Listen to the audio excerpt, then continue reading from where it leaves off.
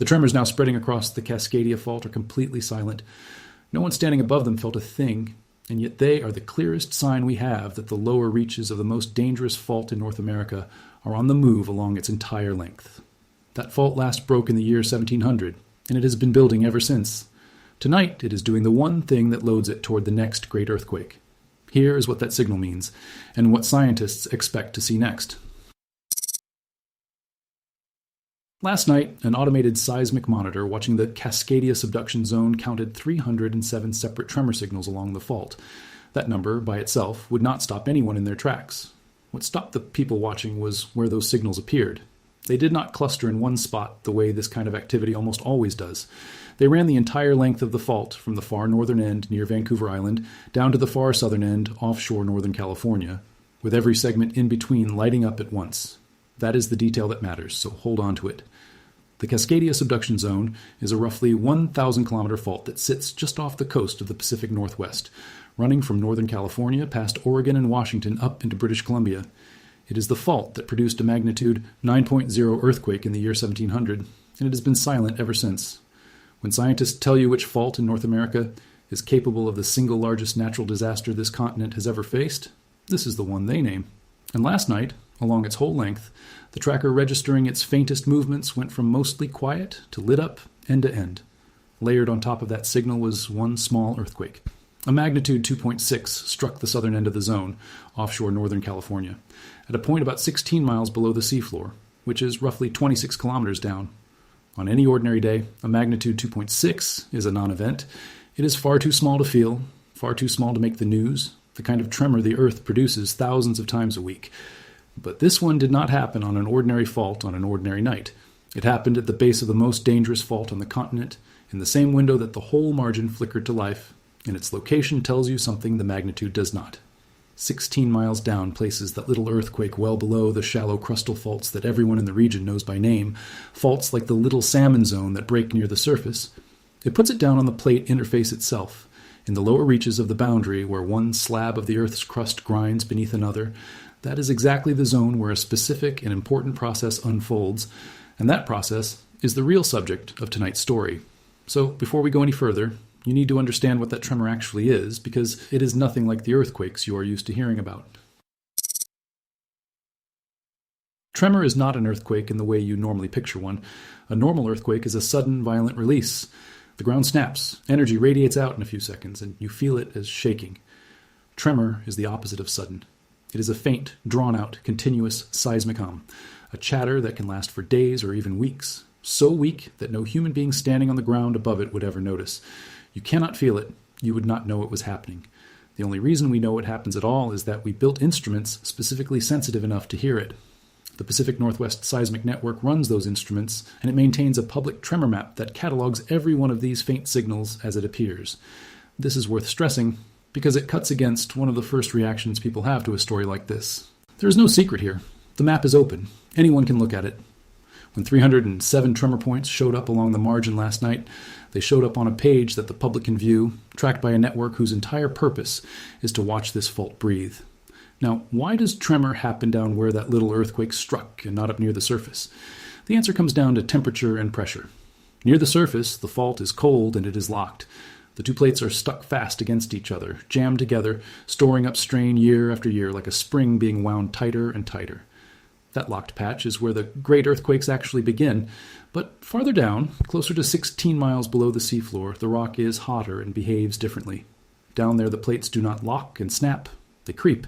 They slide past each other slowly and quietly, and that slow sliding is what produces the tremor we can measure. That distinction is the whole game, so let me put it plainly. The part of the fault that makes the tremor is not the part of the fault that makes the disaster. The tremor comes from the lower zone, where the fault slips gently and silently.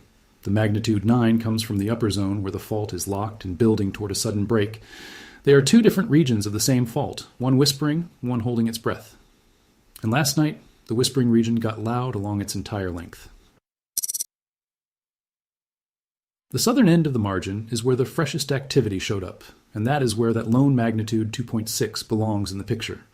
Scientists watching described the southern segment as showing what they called stress quake activity, which is a useful phrase.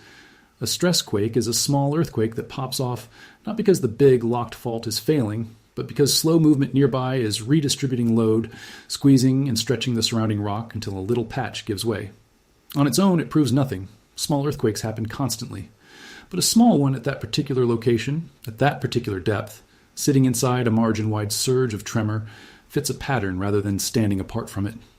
Here is why the southern end specifically deserves your attention. The Cascadia Fault does not behave the same way from top to bottom. The southern segment, the stretch offshore southern Oregon and northern California, has a much shorter fuse than the rest of the fault. While the full margin ruptures on average about every 500 years, the southern third goes more often on its own, roughly every 200 to 300 years. And it has now been 326 years since 1700. Sit with that arithmetic for a moment. The segment that just showed the freshest stirring is also the segment that is furthest past its own historical average. That is not a prediction, but it is the reason a small quake at the southern end reads differently than the same quake anywhere else. None of this means the fault is about to break tomorrow, and I want to be careful here, because that is exactly the leap people want to make. What the southern end activity means is narrower and, in some ways, more interesting. It means the lower part of the fault down there is moving, transferring its load, and doing it in the segment with the tightest recurrence clock on the entire margin. The question is what that slow movement is doing to the locked zone above it, and to answer that we have to look at the mechanism scientists have spent decades piecing together. The process behind all of this has a name. Scientists call it episodic tremor and slip, and it is one of the more remarkable discoveries in earthquake science of the last 25 years. Every so often, on a schedule that is almost regular, the lower part of the Cascadia interface slips. It does not slip in a sudden jolt. It slides slowly over the course of a week or two, releasing as much energy as a large earthquake, but spreading that release across many days so that nothing shakes. Accompanying that silent slide is the tremor, the faint hum we can record. The two go together. Where you see the tremor, you know the slow slip is happening underneath it. These episodes recur on a rhythm that changes as you move along the fault. In northern Washington and southern Vancouver Island, they come around about every 14 months. In central Oregon, the interval stretches to about 22 months. In southern Cascadia, they come more often, and for reasons that are still not fully explained. So when the tracker lights up along the whole margin at once, what you may be watching is one of these episodes getting underway, the lower fault beginning its slow, silent slide across a broad stretch of the boundary. Now we reach the part that actually matters for the danger. When the lower zone slides, it does not just relieve stress down where it moves. It pushes. Every increment of slow slip in the lower region transfers a little more load onto the locked patch above it, the cold, stuck upper zone where the great earthquakes begin. Think of it as a slow, patient hand pressing on an already wound spring. Each episode nudges that locked patch a fraction closer to the point where it can no longer hold. This is the mainstream, peer-reviewed understanding of how these episodes fit into the earthquake cycle. They are not random noise. They are part of the machinery that loads the fault toward its eventual failure. Because of that, scientists have long recognized that during and just after a large slip episode, the calculated odds of triggering a great earthquake tick up above the normal background level. I want to be precise about the size of that increase because it is easy to hear the words and imagine a countdown. The rise is real, and it is also small. The overwhelming majority of these episodes come and go with nothing happening at all. In the past, agencies in the region have quietly issued low-key advisories during major slip events, not alarms telling people to flee, but acknowledgments that the fault is temporarily in a slightly more loaded state. That is the honest register for what we are seeing right now. The fault is doing the thing that loads it. It does that thing regularly, and it is doing it at this moment along its whole length. That is the primary story, and everything about why it unsettles people comes from what the tremor is loading toward. To understand the stakes, you have to go back 326 years to the last time this fault let go. On the evening of January 26, 1700, at around 9 o'clock local time, the entire Cascadia Subduction Zone ruptured at once. The magnitude is estimated somewhere between 8.7 and 9.2, with the most likely value right around 9.0. The break tore along roughly 1,000 to 1,100 kilometers of the fault, essentially the full margin from end to end. The two plates lurched past each other by about 19 meters, which is around 62 feet of movement in a single event. For scale, that is a slip taller than a 5-story building, released across the length of the entire Pacific Northwest coastline in a matter of minutes. A rupture that size does two things. It shakes violently for several minutes rather than several seconds, long enough to bring down unreinforced structures across an enormous area. Because the fault lies offshore beneath the ocean floor, it shoves the seabed upward and launches a tsunami. In 1700, that tsunami did something that would, 3 centuries later, let scientists pin down the exact date of an earthquake that no European or American instrument recorded, because no such instruments existed on this coast yet. The wave crossed the Pacific. The story of how we know the date is one of the most elegant pieces of detective work in all of Earth science, and it is worth telling because it is also what makes the 1700 event feel real rather than abstract. The tsunami reached the coast of Honshu, Japan, roughly 9 to 10 hours after the fault broke. Japanese villages and temples kept careful written records, and they logged a destructive wave that arrived with no local earthquake to explain it. For centuries, the Japanese called it an orphan tsunami, a wave with no parent, a flood that came out of a calm sea. The parent was finally identified 300 years later, and it was Cascadia. On this side of the Pacific, the evidence was written into the land itself. When the fault ruptured and the coastline dropped, saltwater rushed in and killed entire stands of coastal forest, drowning red cedar and Sitka spruce where they stood. Those dead trees left behind what geologists now call ghost forests, gray skeletal trunks rooted in tidal marsh. By counting the growth rings of the drowned trees and matching their final year of life against the written Japanese wave records, and cross-checking both against the oral histories of First Nations and tribes stretching from Vancouver Island to Northern California, scientists reconstructed not just the year, but the very night. January 26th, 1700. 9 in the evening. That reconstruction is why this fault carries the weight it does. We are not talking about a hypothetical. We are talking about a documented event with a date, a magnitude, a tsunami logged across an ocean, and a physical scar still visible in the drowned forests of the Pacific Northwest coast. The paleoseismic record goes back much further than that single event, too. Reading the layers of the seafloor and the coastal marshes, scientists have found evidence of about 19 of these great earthquakes over the last 6,500 years. Those 19 events give us the recurrence numbers, and the numbers are why tonight's tremor matters. The full margin ruptures average roughly every 500 years, though the spacing is wildly irregular, anywhere from a few hundred years to as long as 1,000. The southern segment, as we saw, runs on its own tighter schedule of 200 to 300 years. It has been 326 years since the last full break. We are past the southern segment's average and closing on the middle of the full margin range, and the mechanism that loads the locked zone is, tonight, actively running. That is the connection. The tremor is the loading. The 1700 event is what it is loading toward. Scientists put actual probability numbers on this, and they are worth stating clearly because they cut through both the panic and the dismissal. Over the next 50 years, the odds of a full margin magnitude 9 rupture are estimated at roughly 10 to 15%. The odds of a partial rupture of the southern segment, a magnitude 8 or larger, are higher, commonly cited around 30%, and reaching as high as 37% when you fold in the various southern scenarios. Those are not small numbers for an event of this size. A 1 in 10 chance of the single largest natural disaster in the modern history of this continent, within the lifetime of a person alive today, is a genuinely serious figure. But notice what those numbers do and do not tell you. They give you the odds across 5 decades. They do not give you a day, a month, or a year.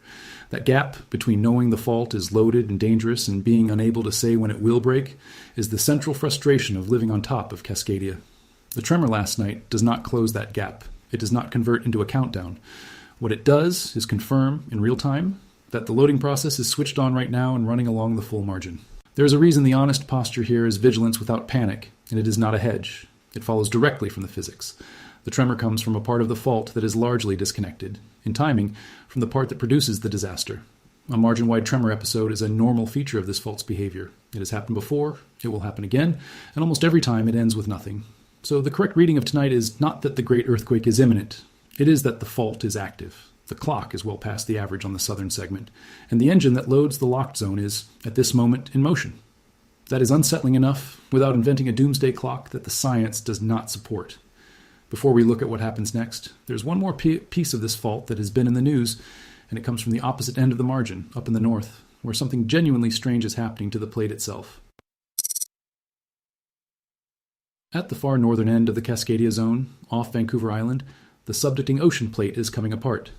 Advanced seismic imaging published in April of this year revealed that the slab of oceanic crust diving beneath North America is not sinking as one clean sheet the way the textbook picture suggests. It is fragmenting, tearing itself apart piece by piece as it goes down, more like a train slowly derailing than a single plate sliding smoothly into the earth. This is the Explorer Plate, a small fragment at the northern edge of the system, and it is quite literally ripping. The numbers on that tear are hard to overstate. Off Vancouver Island, a crack in the Explorer Plate runs about 35 kilometers long and drops roughly 5 kilometers straight down through solid rock, and it is still growing. That is a section of ocean floor that has effectively broken along a fault nearly all the way through. And this is not ancient, settled geology. Earthquakes of magnitude 6 and larger have ruptured along this feature multiple times in just the past 2 decades, which tells us the break is live and active today.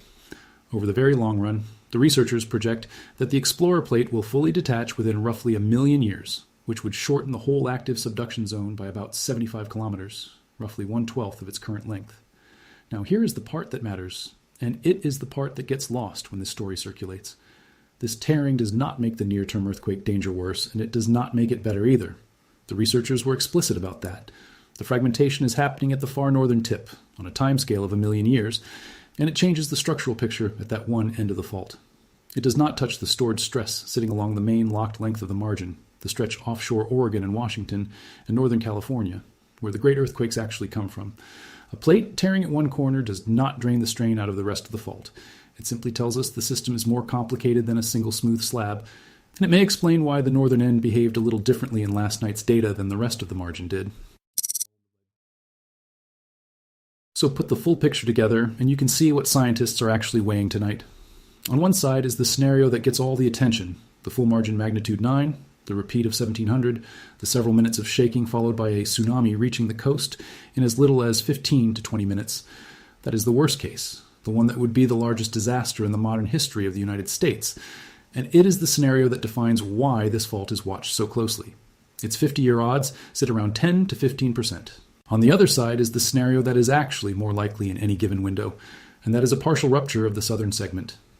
A magnitude 8 or larger break confined to the southern third of the fault would still be a catastrophe, still capable of violent shaking and a destructive tsunami along the southern Oregon and northern California coasts, but it would not be the full end-to-end monster.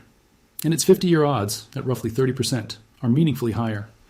When the observer watching last night's data noted that a southern partial rupture looked more probable than a full margin event, that instinct was not a guess. It tracks the published science, and it tracks tonight's pattern, where the southern end showed the freshest stir and sits furthest past its own recurrence clock. Neither of these is predictable to the day, the week, or the year, and I keep returning to that because it is the single most important thing to hold in your head. The tremor tells scientists how the fault is behaving. It does not tell them when it will break. What it does tell them, unambiguously, is that the machinery is running, that the southern segment is the segment to watch, and that the full margin was active along its entire length last night in a way it usually is not. The immediate question over the coming days is whether last night's margin-wide flare-up marks the start of a defined episode. If it does, the tremor at the southern end should keep going, keep filling in, over the following days and into the next week or two, because these episodes run for a week or several once they start. Scientists will be watching the tremor map to see whether the southern segment, the one with the tighter clock, keeps activating or whether the whole thing quietly fades back to background. Either outcome is possible and both are ordinary. The map is public, and if you want to watch it yourself, you can. The second thing to watch is that small quake at the southern end. The question is whether it stays isolated, a single stress quake in a region that was slipping, or whether it turns out to be the leading edge of a small sequence of similar events lower on the interface. A cluster of small stress quakes down there would tell scientists the slow slip is redistributing a meaningful amount of load in the segment that matters most. A single quiet magnitude 2.6 that never repeats would tell them it was just the fault breathing. In the next several days, the data itself will answer that, and the answer will show up on the same public tremor map that flagged last night's surge in the first place. There is no privilege channel, no inside information, no early warning that some people get and others do not. Everyone watching sees the same fault at the same time, which is exactly why the honest read of the signal matters so much. What will not happen is a warning. That is the hard truth this fault forces you to sit with. Cascadia gives no felt signal before it breaks. Its tremor is silent to human senses. Its slow slip cannot be turned into a forecast, and the last time it let go, the only record on the far side of the ocean was an orphan wave, whose parent stayed hidden for 3 centuries. So when people in the Pacific Northwest are told to have water, supplies, and a plan, and to know whether they live inside a tsunami zone, that advice is not tied to last night's tremor. It is tied to the permanent reality that this fault will break again, that the loading is real and ongoing, and that when it happens, there will be no countdown, only the shaking. The tremor last night did not start that clock. It just reminded everyone watching that the clock has been running for 326 years, and it has not stopped.